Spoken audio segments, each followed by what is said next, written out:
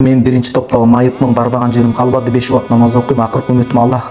Бул жашоого кызыкчылык деле калбады, устаз өлүп кете берсем, күнөөкөр болбоймунбу, Аллах деле кыйналганымды көрүп турат да. Эң жакшысы, сиз азыр адам ооруганда бүт могу таланттар ички туйгу сезимдер ачылат. Сиз эгерде сиз номерди калтырыңыз менен Кудайдын астында сөз берем, жакшы адамдарды таап сизге бир ноутбук алып берели.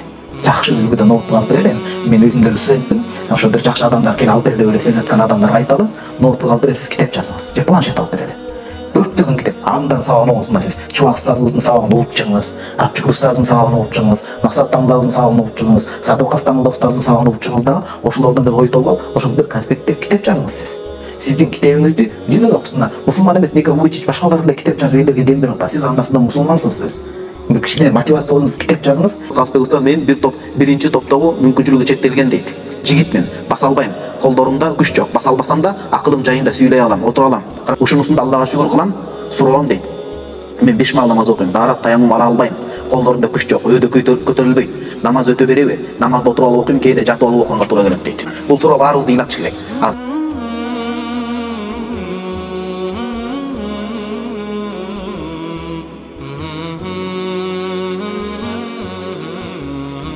Мен биринчи топтогу майыпмын, барбаган жерим калбады, 5 убакыт намаз окуйм, акыркы үмүтүм Аллах түшүргөн Курандын шыпаяттарын деле. Аны да иштен баспадым, бул жашоого кызыкчылык деле калбады, устаз өлүп кете берсем, күнөөкөр болбоймунбу, Аллах деле кыйналганымды көрүп турат да. Бир тууганым, сиз номериңизди калтырыңыз. Эгер эркек адам болсоңуз, биз зыяратка баралы, аял заты болсоңуз, келинчектерибизди жөнөтөлү. Бул агаларыбыз менен биргеликте. Мен келинчегим дагы досубуз келинчегин жөнөтсүн. Бир жаныңыздан ал акыбалыңызды билип, кичине бир сизге дем бергенче батаңызды алып келели. Антпеңиз. Сиз өзүңүздөн жогоркуну карабаңыз. Сиз өзүңүздөн дагы катаал шарттарда оор адамдарды караңыз. Сизден дагы оор акыбалда турган адамдар бар. Ошолор деле жашоо менен күрөшүп, балким ошол мындай бир сонун бир ишмердүүлүк менен алек болуп жатат. Кудай таалам берерин унутпасын. Бул дүйнөдө ушинтип майып болуп кыйналган адамдар акыретте бийик даражаларда болот эгер сабыр кылса. Бул Кудайдын жазганы, тагдыры. Ошон үчүн мүңкүрөбөңүз, чөкпөңүз. Кудайдын жакшылыктары бар. Мына ушул суроону жазып узатууда сиз кандай бактылуу адамсыз? Канча деген адам ушул учурда суроо жазып узатыш биякта турсун. Арамда зинада кылып аткан адамдар бар. Башканы айтпай ата-энесине кол көтөрүп уруп аткан адамдар бар. Ушинтип элди ойлобой коррупцияга жол берип, ушинтип чөнтөгүнө өзгөмөчүнө күл тартып элдин акысына кирип аткандар бар. Алардын астында сиз кечиресиз. Ушундай кичине мүмкүнчүлүк чектери болсо да суроо узатып кандай бактылуу болуп атасыз? Сиздин сурооңузду канча адам угуп азыр дуа кылат сизге? Сиз кандай бактылуу адамсыз? Канча адам мен дуа кылам, номериңизди калтырыңыз, зыяратка барайын деп атабыз. Ошон үчүн бир тууган сиз бизге керексиз. Коом унутпайт, Аллах да унутпайт, сизди берерин унутпасын. Ошон үчүн баардыгы жакшы болот антип өзүңүзгө кол салсаңыз, анда күнөөкөр болуп каласыз, бир тууганым. Күнөөкөр болуп каласыз.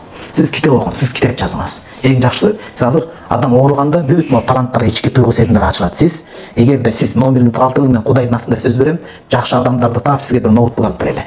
Жакшы үлгүдө ноутбук алып берели. Мен өзүм деле студентмин. Ошо бир жакшы адамдар келип алып бер деп эле сөз өткөн адамдарга айталы, ноутбук алып берели, сиз китеп жазыңыз же планшет алып берели.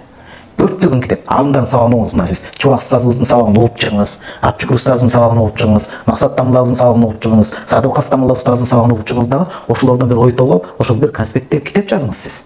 Сиздин китебиңизди дүйнө окусунда мусулман эмес Ника Вуйчич башкалар деле китеп жазып элдерге дем берип атат. Сиз андасында мусулмансыз сиз.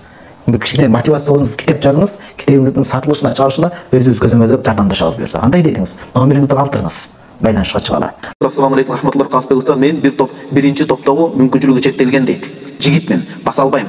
Колдорумда күч жок. Баса албасам да акылым жайында сүйлөй алам, отура алам. Карасаң суроо жазыптыр. Ушунусун да Аллага шүгүр кылам. Суроом дейт. Мен 5 маал намаз окуйм, даарат таямум ала албайм. Колдорумда күч жок, өйдө көтөрүлбөйт. Намаз өтө береби? Намазды отуруп алып окуйм, кээде жатып алып окуганга туура келет дейт. Ротул Мухтар китебинде келет. Бир адам денеси шал болуп калды дейт, Кудай сактасын. Бети жара дейт. Эгер жанында адам болсо, ошол адам келип, жара болсо суу колдоно албайт да, жанындагы адам келип таямум алдырыш керек болот дейт. Анан эч ким жок болуп калса эмне кылат дейт. Баягы топурактын жыты боло турган жерлерге дубалды эгерде топурактын баягы эмеси тийсе, ошондой тийип калат да, анткени эгип бетте терезени ачып койсоңуз, аябай чаң келе берет да. Ошондой болуп чаң туруп калса, топуракка же ташка башкага колдон келишинче бетин мынтип сүйкөсүн дейт. Таямумда ниет парыз, шарт болот таямумда. Даратта сүннөт, таямумда парыз болот. Анан бетин ошол жерден сүйкөсүн, кол эми кыймылдабайт да, колдон келишинче бир аз жанагы нерсеге мындай кылып ташка же жанагы чаң нерсеге мынтип тийгизүүгө аракет кылсын, башка эч ким жок болсо. Ошентип анан намаз окусун дейт. Ротул Мухтарда айтат. Анткени Куранда аят бар: "Ла юкаллифуллаху нафсан илля вусаха", Аллах күчү жетпеген нерсени жумшабайт дейт. Şariat ereje бар. Иннамат таклифу биқадри уса. Ошол моюнга жүктөлгөн шариаттын жүгү абалга жараша болот дейт. Мунун абалы ошол. Атыгүл мен сизге кызыгын айтайын элим эшиңер. Имам Абу Ханифа рахимахуллах бул өзгөчө уникалдуу факих болгон, чоң алым болгон. Айтат. Бирөөнүн кудурети буга кудуретпи же кудурет эмеспи дейт. Колууда. Шектелип мүмкүнчүлүгү. Бирөө таямум алдырыш керекпи же бирөөнүн эметпей эле жанагындай ичке өзү барабы? Өзү жумага бара албайт. Бирөө алып барса барыш мүмкүн эмес десе, Имам Абу Ханифа рахимахуллах айтат, бирөөнүн кудурети кудурет эмес дейт. Анткени ал киши бирөө милдет кылып койбосун деген нерсени биринчи орунга коёт. Бирөө милдет кылып койбосун деген нерсени коёт да. Ошон үчүн сиздин жаныңызда адамдар болсо, ташты жууап келип, ташта чаң болуш шарт эмес, бул жер жынысы. Ошого жанагындай кылып, өзүнүн колун жана ниет кылып туруп, сиздин жаныңыздагы бир туугандарыңыз ташка урат, таян ниет кылып, анан сиздин бетиңизге сүйкөп берет, кайрадан урат, анан сиздин колдоруңузга таян кылып берет. Анын колу иншалла сиздин колуңузга өтөт Кудайым буйрса. Бул суроо баарыбызды ыйлатыш керек. Азыр бул суроо баарыбызды ойлонуш керек, түйшөртүш керек. Ушундай жагдайда беш маалды калтырбайм дейт. Экинчи суроосу бар экен мынакей. Ушу киши суроо узатып атат. Экинчи маселе, эгер мүмкүнчүлүгүңүз болсо мага китеп, ноутбук жактан жардам бериңизчи. Жакшы инсандарга айтып жардам бериңизчи, китеп сатып окуйын дейм, бирок каражат жактан кыйынчылыктар болууда, китеп окуп акылымды курчутуп дейт. Китеп окуп акылымды курчутуп, сөз байлыгымды курчуткум келет. Үйдө отура берип зеригип кеттим, ноутбукка жазып тил үйрөнгүм келет. Бош отурбай соц тармактарда, TikTok, Instagram баракчада аалымдардын насааттарын жана ислам дин жаатты видеолорду киргизип турам. 180 миңден ашуун катталуучу бар. Аллах разы болсун сизден дейт. Быйыл мен Айбек бай мага ноутбук алып берген, китеп жазып туруңуз депти. Айбек бай биякта болсо керек. Жакшы меники орто сапат, орто сапаттагы болчу. Иншалла мен Кудай үчүн ошол ноутбукты сизге бердим. Иншалла. Анан иншалла керектүү 40 хадис менен 5-тиги бир хадисти бердим. Мо номерди аманат сиз белгилеп коюңуз. Ахмат аба, аманатты ысык кезинде чечиш керек. Сиз азыр мындай тартып алсаңыз, кечиресиз, тартып алып байлашка чыгып коюңуз WhatsApp'тан. Сизге ноутбук, китеп бар, сүйүнчү деп. Берип калыш керек туугандар. Берип калыш керек. Жарайт. Бирок таксырым жакшылык кылганда өзүңүз жакшы билесиз, бирок ошончо да бир эскертип коюйн, эч бир милдет кылуу жок, жеке пайда жок, жамаатка тартуу жок, Кудай үчүн. Сиздин ким экениңизди дагы билбесе болот. Бул киши менен байланышып коюңуз, Бирок иншалла мен ноутбук өзүмдүн ноутбугумду берем Кудайым буйрса. Берип калыш керек тууган, дүйнө кайтарылып келет. Кудай үчүн берсе Кудай 10 эсе берет. Биз Кудай менен соодалашканды билбейбиз да. Кудай берешендикти сүйөт. Өзгөчө молдолордун берешендиги. Анан өзү ушундай унаалар тип, тасырлар ушул мечитте десе Кудайга жакпайсыңдар. Биринчи сен чыгар өзү. Ошо кымбат баалуу унаңдын бирден көлөгө сат. Анан эл өзү эле ар жак болот деп. Туурабы же туура эмеспи? Адамлардыкында чыгарыптыр, машалла. Ушундай өнөр бар экен да, машалла. Видео чыгарып ушул иштелип атты.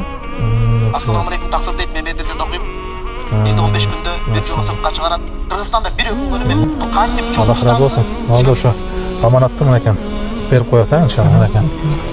Устаз мынакей 2 китеп берем деди. Ноутбук, анын зарядный устройство менен мышкасы бар экен, мышка. Ошо менен буйрса ишин уланта берсин, эч көңүлү чөкпөсүн буйрса. Сиздин атыңыз Кутман, мынакей буйрса. Сизге Алла разы болсун. Мынакей бир дуа кылып койсоңуз.